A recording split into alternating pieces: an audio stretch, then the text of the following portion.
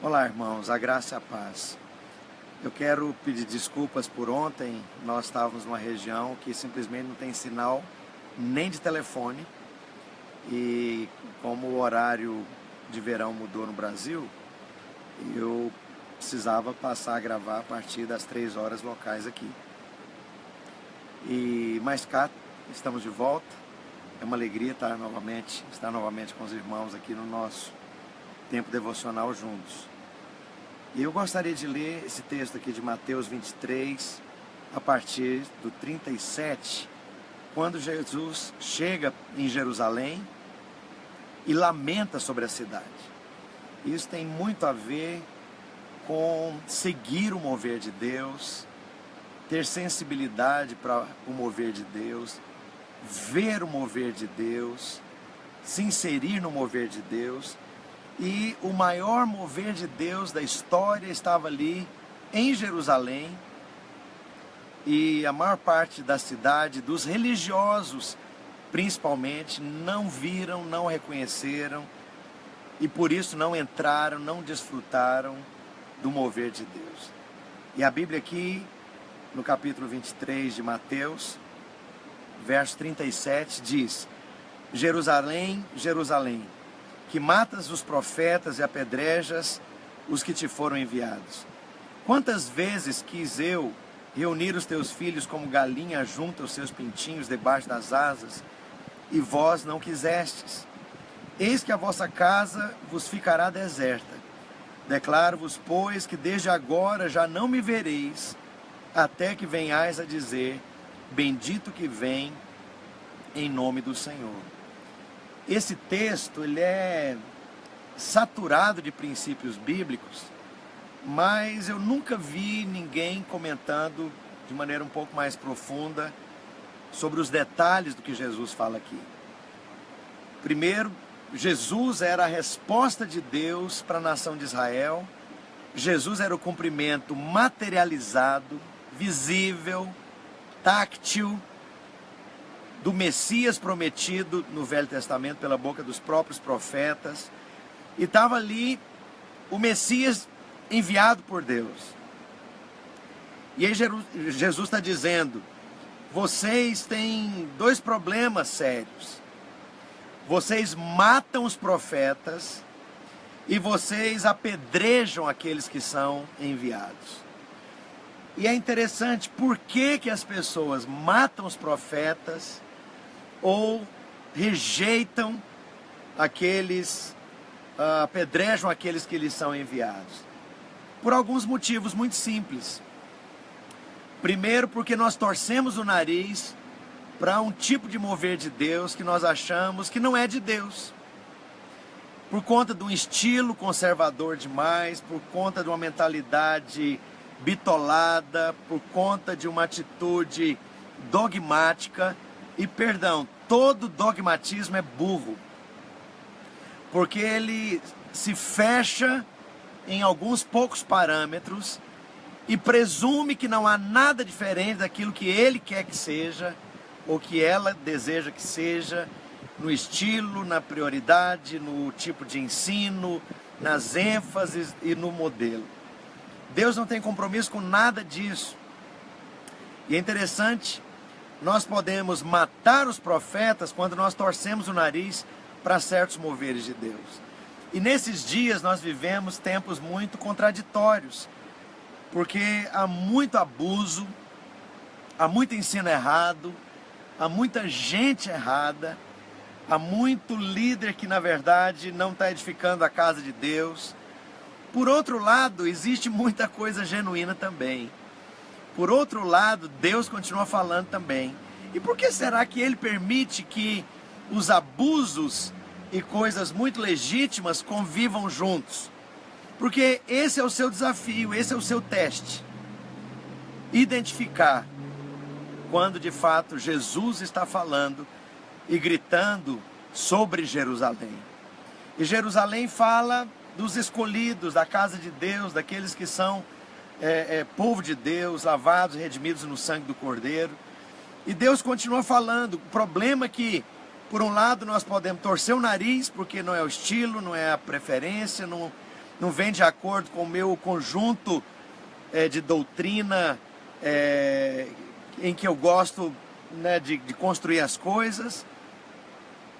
E muitas vezes, porque nós nos sentimos enciumados com outros que Deus está usando mais. Era o caso de Jesus, e quem mais se opôs a Jesus foi exatamente os religiosos, por inveja, por competição, por se sentirem desqualificados, por sentir que a concorrência era mais forte, que Jesus era melhor, era mais qualificado, era mais carismático, porque Jesus tinha mais argumento, era mais articulado.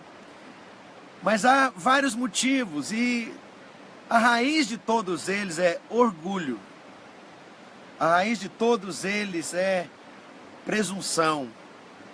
É achar que Deus tem que falar primeiro comigo para agir aqui no meu quintal, no meu galinheiro, desculpa a palavra grosseira. E é isso que justifica esse espírito de cavalo que controla a manada.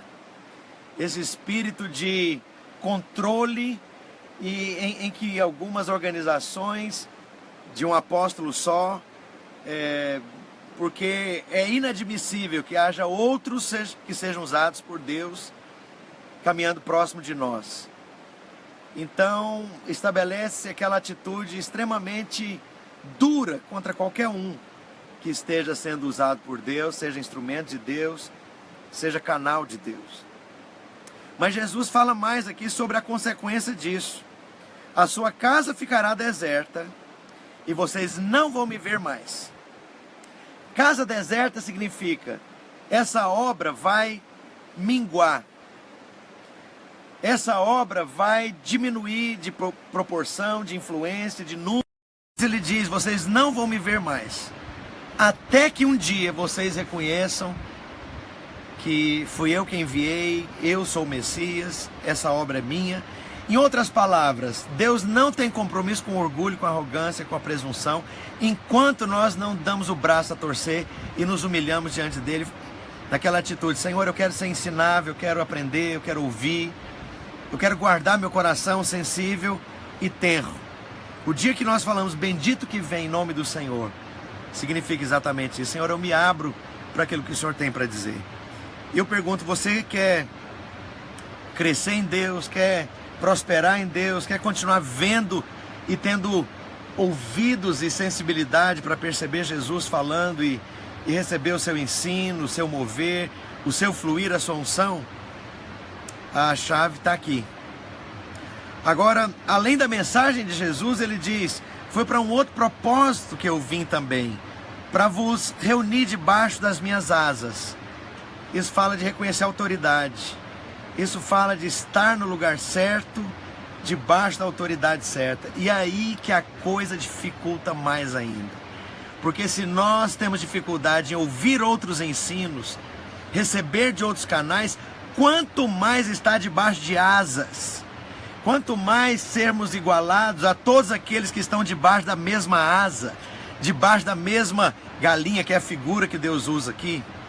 Então isso fala de uma sensibilidade ainda maior, de reconhecer a autoridade, de estar com aqueles que reconhecem também o que Deus está fazendo junto com você.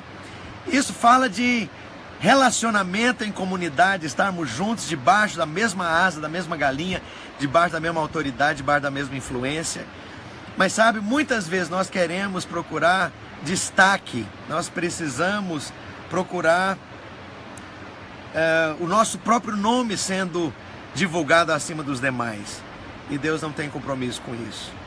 Que coisa interessante. Essa pedra de tropeço que é, às vezes, o modo, o jeito, o estilo, as ênfases e as exigências do Senhor são genuínas pedras de tropeço para quem não tem sensibilidade para priorizar o mover de Deus, mas coloca, às vezes, na mesma balança coisas tão preciosas, tão caras, tão elevadas, tão de Deus, por estilo, por método, maneira de louvar, certas preferências de certos líderes, E aí, por causa disso, perde-se aquilo de tão precioso que Deus estava querendo fazer e Deus estava direcionando a você. Afinal de contas, a voz vinha para Jerusalém e ele dizia: Jerusalém, Jerusalém.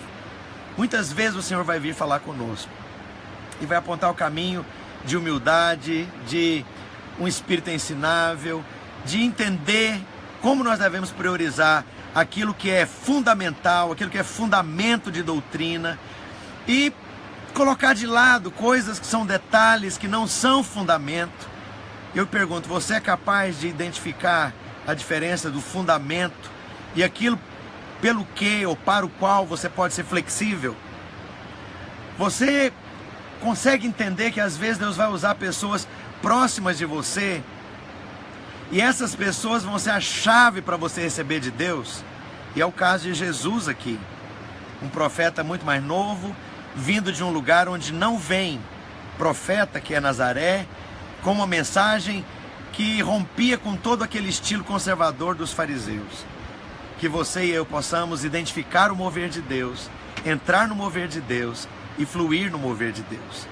E há uma pergunta que sempre, a vida inteira nós devemos fazer: eu estou dentro do que Deus está fazendo hoje? Eu estou ouvindo o que Deus, que o Espírito Santo fala hoje para a igreja?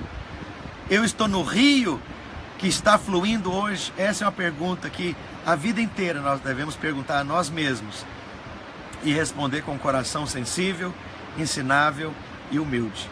Jerusalém, Jerusalém, que você possa acolher os profetas, que você possa receber a mensagem, que você possa estar acolhido, aconchegado, protegido, guardado, junto àqueles que estão sob as asas do Deus onipotente, que nos envia os seus profetas a cada época da história. Que possamos fluir juntos no mover de Deus nesse século 21. Deus abençoe a todos. Estaremos juntos novamente amanhã.